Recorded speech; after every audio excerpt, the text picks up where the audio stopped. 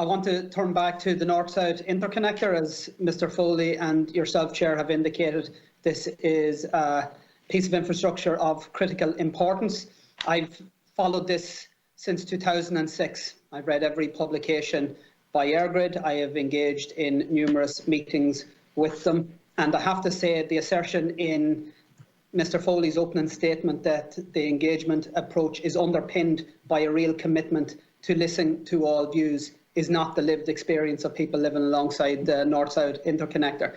In fact, I would go so far as to say that EirGrid's approach to the communities in that region has been driven by arrogance and a refusal to acknowledge that there are any valid concerns or that there are any alternatives to their own perceived, despite the fact that the rationale that has been outlined by Mr. Foley as to why this project can't be undergrounded has changed on a number of occasions since the mid-2000s that I refer to. And I have to say, EirGrid have learned some of the lessons in relation to their consultation and engagement process, and we can see that in terms of the outcome of the Kildare-Meath line and the consultation process there. The problem is you haven't learned it in the region of the North-South Interconnector. So my question is, why is there a different approach in terms of consultation and engagement for the North-South Interconnector line than that with other lines?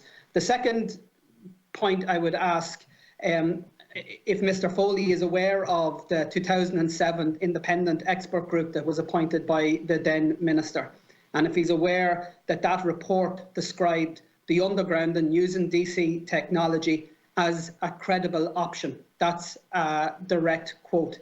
Do you accept that statement, or do you think that that the expert group were wrong in that? And in fact, their strongest argument against using underground technology was that it hadn't been used before to this extent, which of course, if we were to apply that logic, would mean that we would never implement or try new technologies.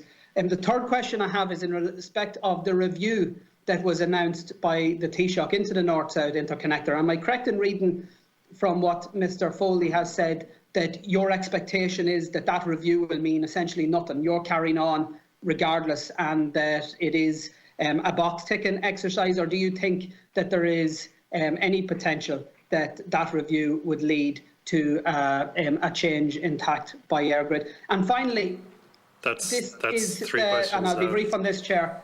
This, if we accept that this is a critical piece of infrastructure, and we also accept, on the other hand, that there is unprecedented opposition from landowners, communities, farmers across the length of the route, and considering you have not yet got planning permission to enter these lands, what will EirGrid do, and how far is EirGrid willing to go to enter into these communities against the wishes of the local population? In other words, do you envisage and are you willing to engage in protracted legal battles and enforcing the imprisonment of some of those landowners and communities that I've mentioned? Thank you, Deputy Carthy.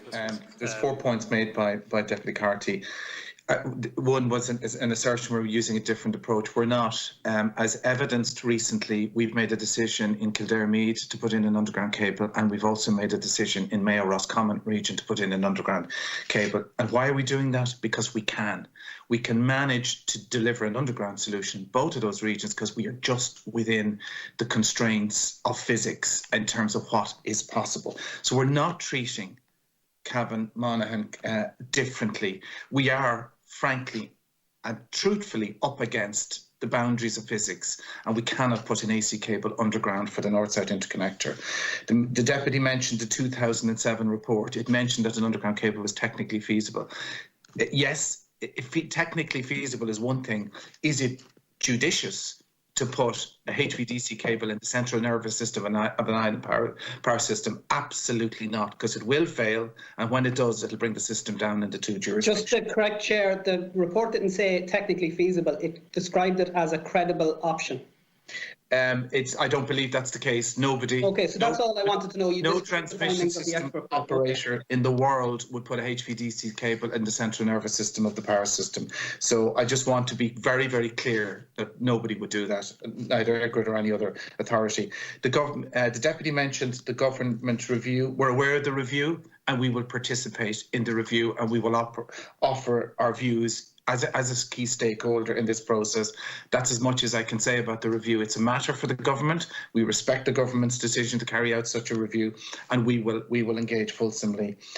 And I think the last point was, I think, referred to the fact that the matter is still the subject of court proceedings, as it is in Northern Ireland. We await the outcome of that hearing, which will take place very early in June. And being prudent, we're planning the project on the basis of a successful outcome in respect of the court proceedings. We already have a full consent in the Republic of Ireland. So I think I've answered the questions. Thank you, Chairman.